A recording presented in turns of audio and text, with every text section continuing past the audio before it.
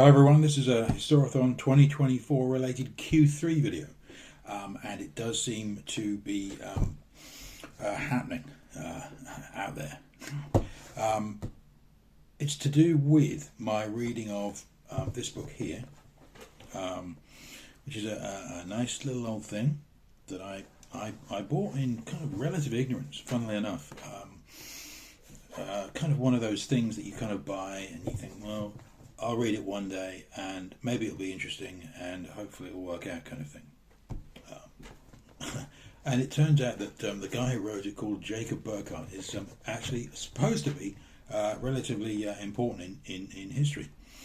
Although I did come across a YouTube video the other day that said something like his thought isn't really that particularly interesting after all. They're trying to relate his thought to the thought of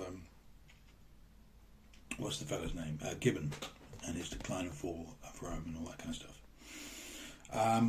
But nonetheless, apparently it's an important book, and I started reading it, and it is very interesting and very good, and it does seem to sort of tie in with events as they're playing out from day to day. So I have this.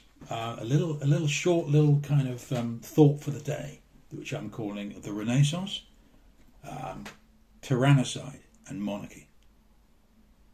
In any reasonable, proper quality history book that covers the early modern period, we tend to discover sooner or later princes or monarchs, major support in their country, centralizing and establishing their power towards an absolute imperium, an absolutism. In Italy, we find that the book will best lie there for the minute. We find that the city of Florence prominently perpetrated tyrannicide. This is clearly an issue that haunts civilization. It's to do with rule, it's to do with power and autocracy, and the right of a people to remove from power a prince that has successfully made himself a tyrant. Philosophers over the centuries have published in this area, some more prominent than others. People have patently found themselves in different as well as extremely challenging circumstances. In the narrow shaded streets of early modern Florence, the ideals of a republic were lost at the very beginning of the period, and that is the Q3 beginning in 1500 and running through to 1820. Burckhardt tells us that the elements needed for the restoration of a republic had been forever destroyed. And alas, the manner in which this tectonic shift took place created and established a legacy that would play out generation after generation. The field was prepared for violence and despotism. But how does a republic lose its way and succumb to autocracy? Quote, Milan and Naples were too corrupt for a republic, according to Burckhardt. The two main factors, quote, served only to give sanction to personal and family disputes. And things can be worse. Rulers can make money out of discord and conflict. One word of advice from history is apposite at this point. Never let other people do your fighting for you. The French army did indeed assist the Guelphs in their attempt to destroy the Ghibellines, but, quote, finished by doing the same to the Guelphs. Burckhardt continues. In the Romagna, the phrase ferocious passion had lost all meaning. We ought not to expect sensible reasoning from characters and imaginations inflamed by passion and ambition. It is patently a logical thought not easily won over, that, quote, if the tyrant were put to death, freedom would follow of itself. How well that lesson might have been learned. And yet we find an influence in this from antiquity. By example, there was a paradigm of ancient tyrannicide tempting emulation.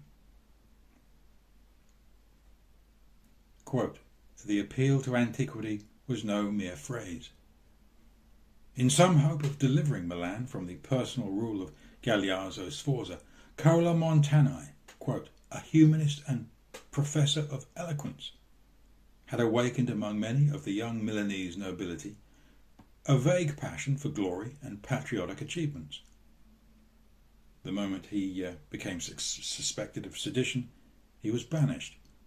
His young group of followers needed no further motivation, and murder most foul was deliberated. How far the distant influence of Sallust, Catiline and Cicero, no less, may be guessed at. The stone walkways fell into silence in failing light, as shaded leaves in private and public spaces heard once more the signs from above. The microcosm below wended its way over allotted time and took a new and determined course. The Greeks had their gods, the Fates, and the goddess Delusion. She has always been the quietest. How else could the inevitable be solemnly agreed? Indeed, it is a fact found in the histories of Florence. Quote, whenever they got rid of or tried to get rid of the Medici, tyrannicide was a practice universally accepted and approved. But moreover, and despite that, the ruling house was never utterly destroyed. People are rather disposed to make tolerable or profitable terms with it, Burckhardt concludes. Although, is it not the case that in the face of too much turmoil and political disorder, dynasticism may begin to seem like the more sensible option? Well, that's it, and bye for now.